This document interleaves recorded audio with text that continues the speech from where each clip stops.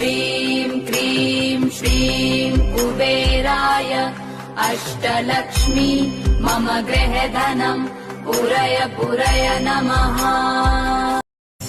ॐ ह्रीं श्रीं क्रीं श्रीं कुबेराय अष्टलक्ष्मी मम गृहधनं पुरय पुरय नमः। ॐ ह्रीं श्रीं क्रीं श्रीं कुबेराय अष्टलक्ष्मी मम गृहधनं पुरय पुरय नमः।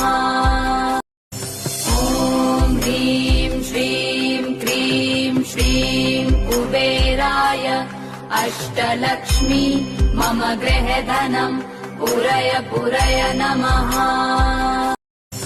ॐ ह्रीं श्रीं क्रीं श्रीं कुबेराय अष्टलक्ष्मी मम गृहधनं पुरय पुरय नमः।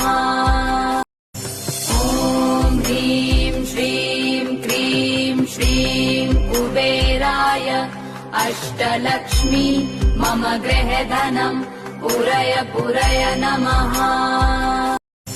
ॐ ह्रीं श्रीं क्रीं श्रीं कुबेराय अष्टलक्ष्मी मम गृहधनं पुरय पुरय